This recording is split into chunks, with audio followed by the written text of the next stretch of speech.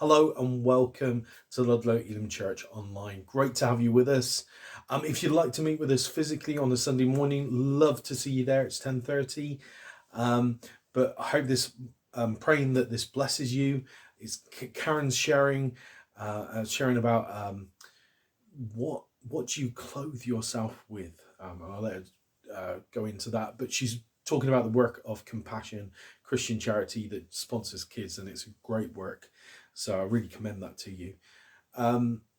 Also, if you've got any questions or you want to ask anything, our contact details are below. So our website and email address are there. If you ever want a coffee, love to do that as well. But I'll leave you with Karen. Pray God blesses you. And let's have a listen.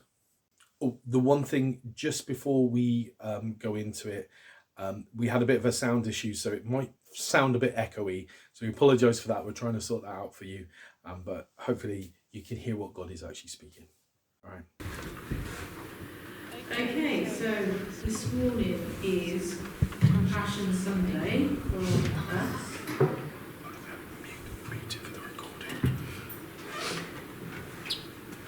We're going to talk a little bit first about something else. So, I wonder if you've ever asked this question. What am I going to wear? I did this morning because I looked outside and I was like, it looks vile. I was like, Dane, what's the weather like? Because he's already walking the dog. What shall I wear? What am I going to wear? Well, some of you might actually have even more of a question when you've gone, I've got nothing to wear. Who's ever thought of that?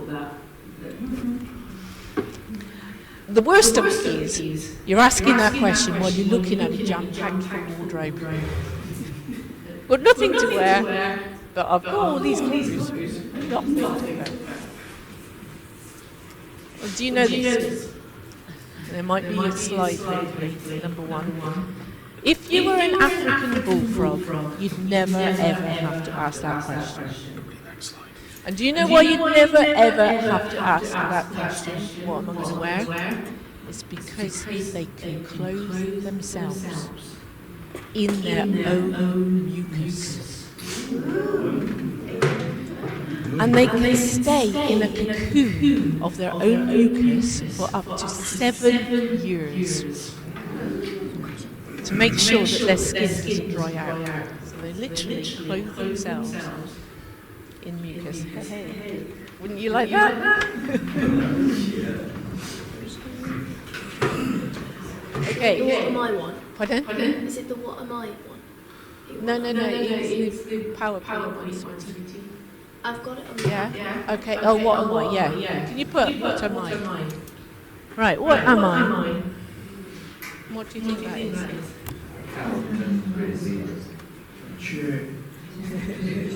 Tim's got it. It's not a zebra or a zebra. I'm English, so I should say zebra. I wasn't raised American.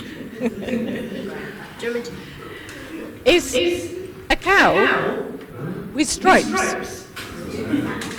Now, this cow has been dressed up in zebra's clothes on purpose because apparently they did some studies in Japan and actually putting stripes on the cows reduces the number of tsetse flies that come and attack the cow because flies get confused by zebra stripes. Who knew? There we go. So to help the cows, they literally dress them up as zebra. Now, you'd be like, what on earth is she going on about? Why is she talking about what you're going to wear in zebras and African bullfrogs? Well, actually, what you wear is important. And that's no less true of us as Christians. The Bible actually talks about 3 different garments that we as Christians should wear. Isaiah 61 talks about us wearing the garment of salvation. That's our basic garment as a Christian. And a lot of you will know about the garment, or the outfit that's in Ephesians 6, which talks about the soldier's outfit that we wear when we go and take a stand. We are in spiritual warfare, go into battle wearing the soldier's outfit. But I don't want to talk about either of those today. The outfit I want to talk about is not your soldier's outfit, but is your civvy outfit. Okay, so your civilian clothes when you're not in battle. It's kind of like your social life outfit, okay? The one you wear every day. And it actually does talk about this in the Bible. And we're going to look at it, and it's in Colossians and chapter 3. And it's up there. So this is what it says from the Message translation. Don't lie to one another. You're done with that old life. It's like a filthy set of ill-fitting clothes you've stripped off and put in the fire. Now you're dressed in a new wardrobe. Every item of your new way of life is custom made by the Creator with his label on it. Designer clothing, hey? Who likes a bit of designer clothes? All the old fashions are now obsolete. Words like Jewish, non-Jewish, religious and irreligious, insider and outsider, uncivilized and uncouth, slave and free mean nothing. From now on, everyone is defined by Christ, everyone is included in Christ. So, chosen by God for this new life of love, dress in the wardrobe that God has picked out for you. Compassion, kindness, humility, quiet strength, discipline. Be even-tempered, content with second place, quick to forgive an offence. Forgive as quickly and completely as the Master forgave you. And regardless of what else you put on, wear love. It's your basic, all-purpose garment. Never be without it. Who knew that God had planned a designer outfit for you? Don't need to go and buy Louis Vuitton or Jack Wills or whatever else. We've got God's designer label. Hey? Say all the people that aren't bothered about designer clothes. So we're going to look quickly at this designer wardrobe this morning. And as Ali has been telling you all, I am going to do something with Levi. So I'm going to ask Levi to come up in front of these. And we're going to look at this wardrobe that God has picked out for us. So the first garment in this wardrobe, God has picked out for us. You need to take this one off. I know. You go back on it in a minute. It's not cold, it's boiling now. So the first garment is compassion. As this is the first garment, it's kind of like your t-shirt, or if you're going to wear a vest, your vest.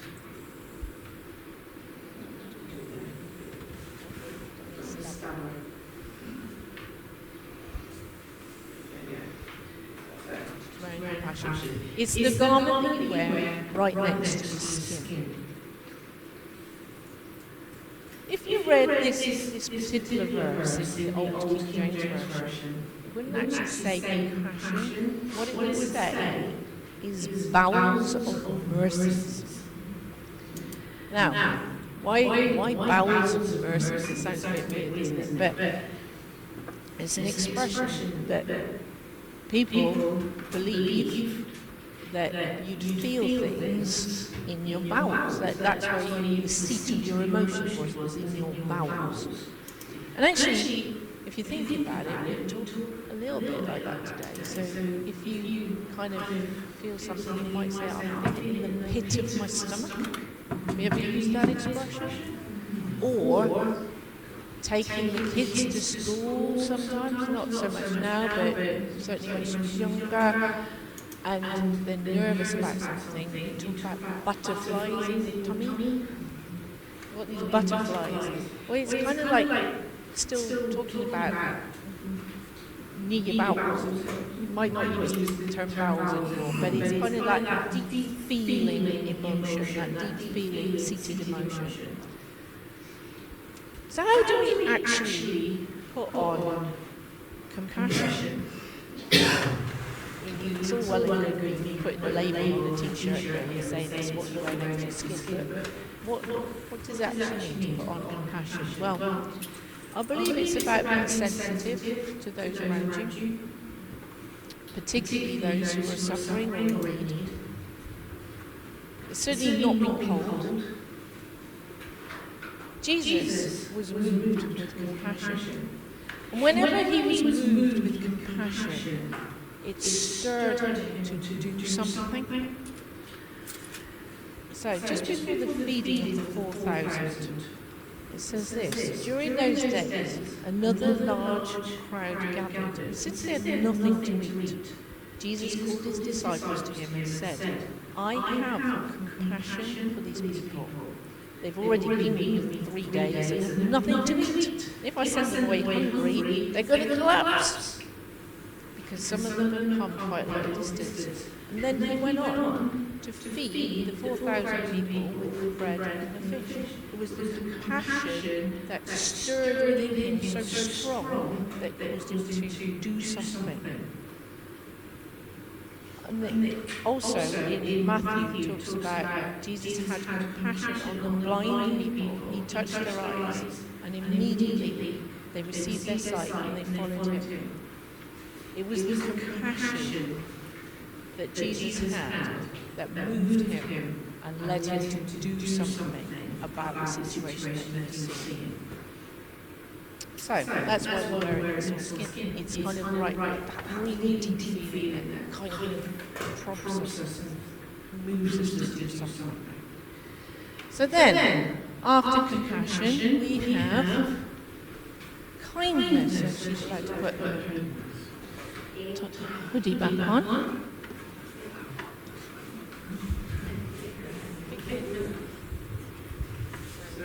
Put kindness on you.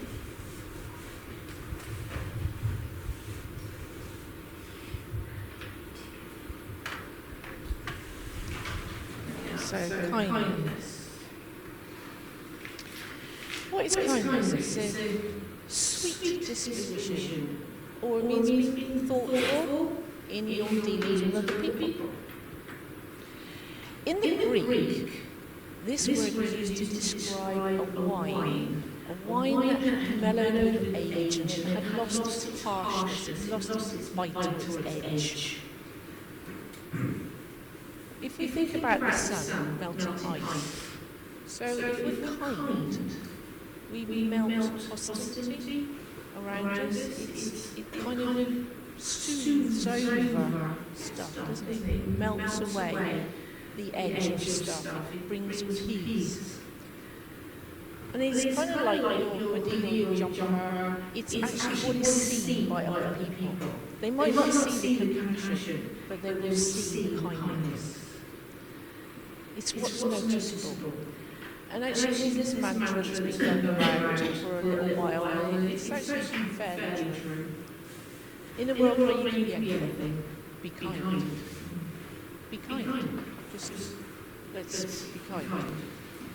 Because that's what other people see, isn't it? That's what they see, and that might lead them to Jesus in you. So, after kindness, we put on humility. I'm just going to put a hat on. And the reason we have humility is because the King James Version in particular calls humility humbleness of mind. So, like that. Humility, what is it? Well, it's thinking correctly about yourself. And that, in particular, is not thinking about yourself like a doormat. It's not thinking about yourself pridefully either, or conceited. But it is thinking about yourself as a child of the King, ready for service. In fact, actually, humility is probably less of a feel thing. It's more of a do thing, because what we're called to do is to humble ourselves under God's mighty hand, isn't it? So we humble ourselves. And I think as we humble ourselves, what that is actually doing is thinking less about ourselves, actually, and thinking more about other people. And that's where humility comes in. It's definitely not being a doormat. Next then, we need gentleness. Or, has it put here, quiet strength. Okay. She's labelled up. So, gentleness or meekness or quiet strength. Now, some of you may have seen Alice's post that she put on WhatsApp earlier on in the week about the Beatitudes, and the one round about Tuesday, Wednesday was on meekness, wasn't it, Alan? And exactly the same thing as what I was going to say. I was like, this is so good, because it's exactly what I wanted to say about meekness. Meekness is like a coat, or gentleness is like a coat. Again, if you read Alice's post, it's not about being a doormat. Being gentle is not about letting other people go over you, but it's actually about power and control. Now, if you read Dan's response to Alice's thing, you talked about the actual word comes from horses, but horses that are tamed and sort of controlled. And Dan's comment was horses are definitely not doormats. They're not weak in spines, they're strong. And I think to be gentle and meek is actually to be really strong. The Greek word that it comes from, it actually talks about a soft wind or a breeze. And you think back to June, whether we actually had some decent weather. And that hot spell, do you remember how we used to feel, and then there was this gentle breeze that would just blow, and how refreshing that gentle breeze was? Like, oh, it's so nice just to have a bit of air. Well, gentle people are like that. They're that, oh, so nice, because they're not weak. They're definitely strong people. They're just controlled. In fact, Moses calls himself one of the meekest people on earth. If you read through, I think it's in Moses, it talks about how he was the meekest person now. There's one thing that you would say about Moses. He wasn't a doormat. He definitely was spineless. He was a strong character, but he was meek, he was gentle. And coming a coat is kind of a bit like that, isn't it? It's sort of like quietly wraps around you and protects you in every way. It's kind of a strong garment, but it doesn't shout out about it. Right, so the next one, discipline is how it puts it in the Message translation. If you read in other translations, it will say patience. Now then, it's a bit like your shoes. So, if you were one of the contenders with 500 miles, you'd need some good, strong shoes. The word for discipline or patience comes from two words, actually, which mean long and heat or pressure. So, in other words, it takes a long time for you to get things done, which is patience. And you know, I definitely feel this with a certain member of our family. It takes discipline to be patient. It definitely takes discipline to be patient. And we need patience. Put on patience like our shoes. And then it talks a lot about forgiveness. Even temperament and tender sacrifice, quick to forgive thanks, and forgive as quickly and completely as the Master forgave you. Now then, this is like putting on grace, putting on forgiveness, covering yourselves up, because hey ho, if you didn't cover yourselves up, how can you act in grace towards somebody else if you're left exposed? So forgiveness, which actually also sometimes is not easy, but it's so vitally important. And sometimes, you know, it's hard if you are starting to put these items of clothing on. You might actually feel like so-and-so over there is not acting this way. Why are they acting this way? Sometimes you actually get critical. And so acting and walking in forgiveness is important. And you cover yourself up with that. Because I have a friend who is a nurse. And this story came to mind as I was thinking about this and how funny it is. She was a nurse, she was working on board at the time, and she'd gone and taken a natural break.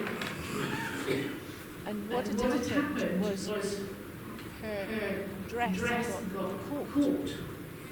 And so she was walking down the board, completely exposing herself. And it was rather embarrassing when she realised it. She said to me, I'd been going down the board complaining about everybody sniggering, sort of like saying stuff. And she's like, oh. Afterwards, when she realised how she had to forgive everybody that she had been walking past. And it was like, that's why I chose the skirt for forgiveness. That's tickled me. And regardless of whatever else you put on, wear love. So this is the garment that holds everything together.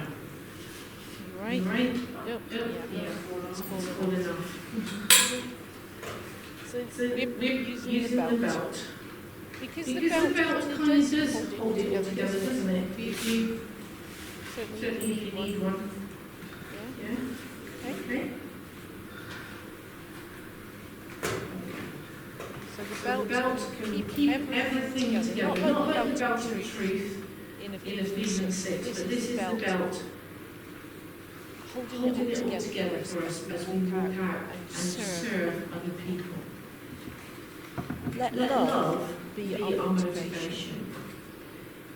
In 1 Corinthians 13, the famous chapter on love, says, if I give all I possess to the poor, and give over my body to hardship, I may boast, but don't have love, I gain nothing. Love needs to be our motivation. And in fact, the character traits that we put on with love, they will all be genuine if we allow love to be our motivation. And maybe not today, but if we wear all these items, it is actually the most flattering way to live. People will be attracted to you because they'll see Jesus in you. And they'll be like, why is this person such a nice person? Why is this person so difficult? Thank you, Judy. Go sit down. So what is all this got to do with Compassion, the child sponsorship charity? Other than, obviously, the first item that we put on being Compassion. Well, what I think is this. When we start to look out for others wearing this outfit that God has planned for us, with compassion and kindness, thinking of others for ourselves, and wanting to bring that quiet strength to other people who need support, and not looking down on them, but actually reaching out in love, then we'll start to make a difference to those who are around us. One of the ways that we can make a difference is actually through something like Compassion, like the child sponsorship charity. Did you know that there is an estimated 1 in 6 children, or 356 million children, still living in extreme poverty around the world? When I talk about extreme poverty, I'm talking about those in their communities who are living on less than the price of a cup of coffee. So it's defined at the moment that the poverty line is living on $1.90 per person per day. So there are people who are living on less than that. And these children are trapped in that cycle of poverty, and they have no hope, they have no future. In fact, any dreams that they may have, or anything to look forward to, are often told, don't bother, I wouldn't think that I told you, because it will never happen to you. But we, wearing our wardrobes of compassion and kindness and humility, quiet strength, patience and forgiveness and love, can make a difference to these children and their families. Can you play the first video for us as well? Yeah, sure. The one that starts with you. Play it, or is it not? Did you just do it off the stick? Yeah. So you need to stick in. This video is what compassion actually does. I didn't get to put it. I took it off the second and put it straight on there. I copied it. Did you put the video itself on the desktop?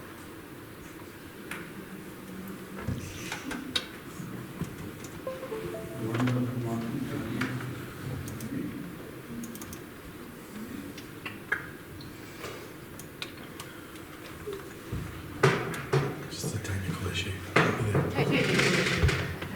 Alright. If it's too much attention, Yeah. Well, do you want the other video, or which one do you want? which two do I desperate one? Was The second one then, or the this one? Okay. So, we won't do that. So, there's a girl that I met called Michelle. And if you go on this next slide, Maya.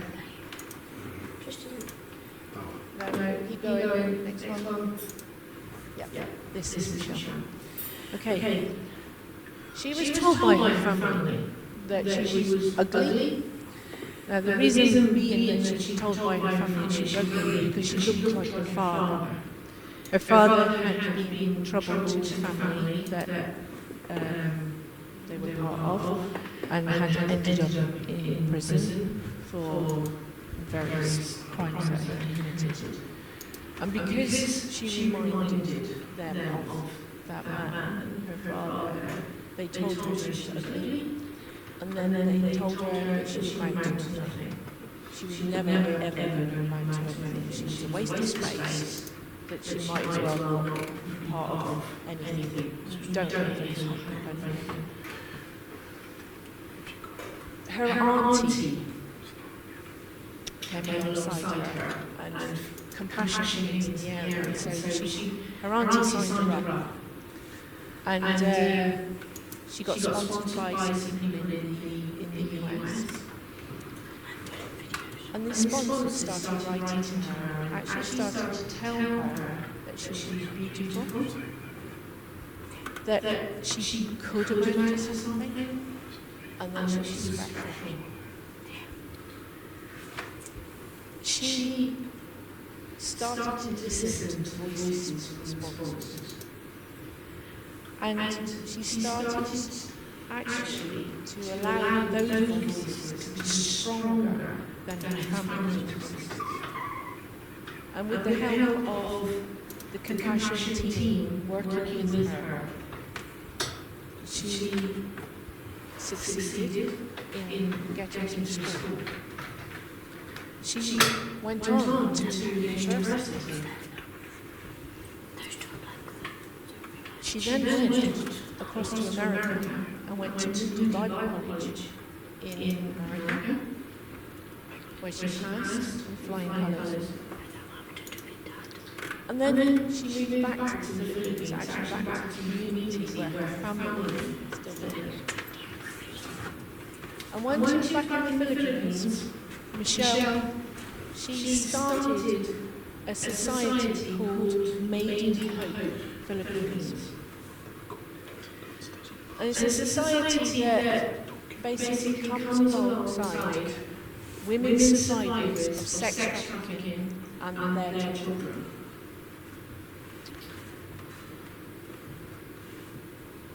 She helped so many women and children that the Department of Justice in the Philippines awarded her for her outstanding contributions in ending human trafficking and modern slavery in the Philippines. And by the way, while she's doing that, she's also on the radio every week talking to 500,000 listeners, reaching out to children and youth in particular about Jesus. Not bad for a girl, especially in Wales, and never okay? She has got sort of testimony, but it's because she was sponsored and because she listened to the voices of sponsors. It's actually been shown in independent research that children who are sponsored have higher levels of happiness and self-esteem and belief than their unsponsored peers. That's no surprise, really. They actually stay in school for longer. They have salaried employment in their adult years, and quite often end up being leaders in their communities and churches. Okay, are we ending with technical difficulties? Can we have video number 2?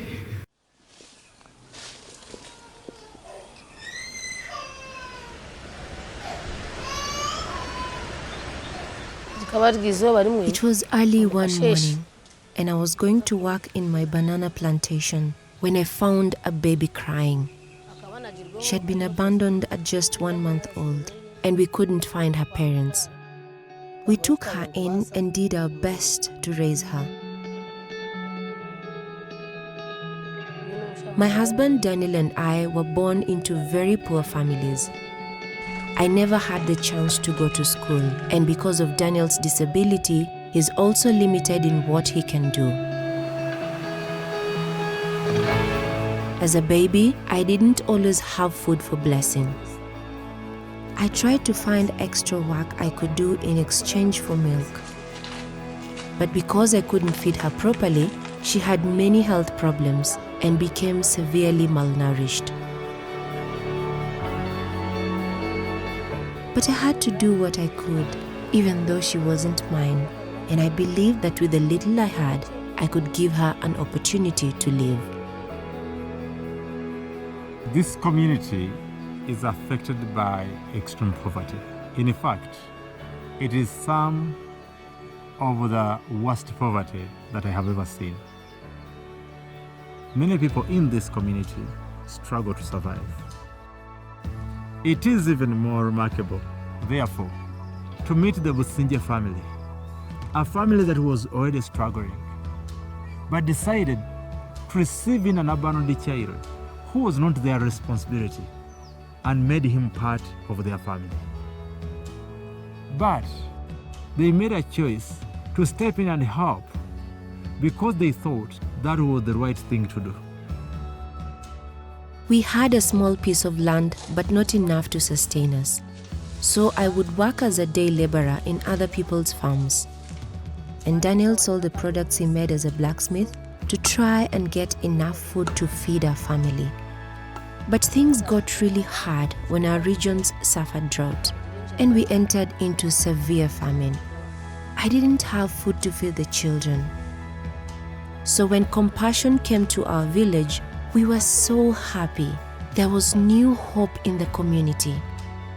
There was so much joy. Everything has changed. Blessing and two of her brothers are now sponsored. They are going to school for the first time, and they are so happy. What has happened in this community is clear evidence that the cycle of poverty can be broken. When you look at Compassion's impact, in a community where less than 10% of the children were able to go to school, and the partnership between Compassion and the local churches, where that has been turned around to enable over 90% to be able to access education, that's remarkable. The transformation that is happening here within a short time is incredible. And the long-term effect of this transformation will be felt for many years. I truly believe that our response to poverty should be like the one of the Businje family. When they found this abandoned baby in their banana plantation, they were left with a choice. Instead of turning away, considering that that was too much for them to take on, they asked a question: what can we do? They decided to take this baby into their hands, into their home, and into their family. They decided to begin with a child. We named this child Blessing, which means God have mercy, because our prayer was that God would have mercy on us in our very poor state. And I can say that Blessing has truly been a blessing.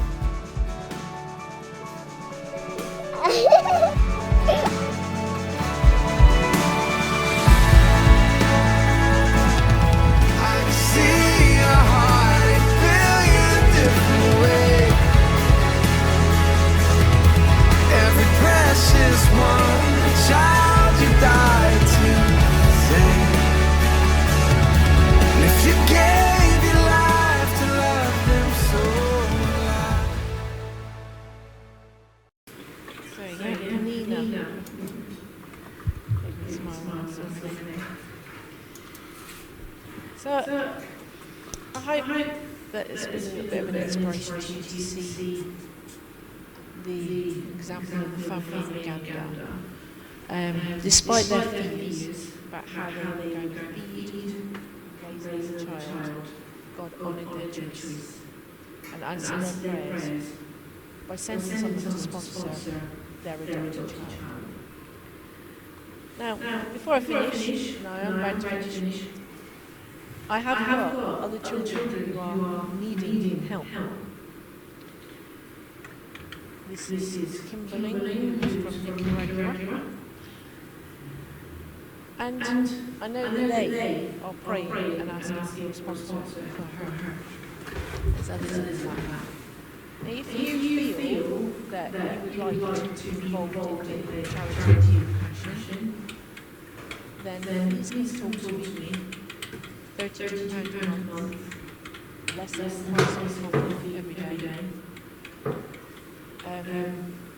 You can help these children. and I'll show you around afterwards. But if you don't feel that that's you, then that's also fine. But what I want you to go away with is, let's put on our Colossians 3 wardrobe, yeah? And let's walk out and be aware of others and be an influence to those around us. That's how God wants us to live. So, let's pray. Lord, we thank you for this morning. We thank you that you're with us. Lord, I thank you that you've shown us through your word how we can help and influence others who are desperate and in need of you to invade their lives. And Lord, I just pray for each one of us here this week that you will work through us so that we can bring a small bit of change to those around us this week. I thank you that you bless us, you empower us, and you lead us. Amen. Okay, so that was it. Pray God's really spoken to you and maybe thinking about what you clothe yourself with. And I've got nothing left other than to play the notices. So we'll catch you again. God bless, guys.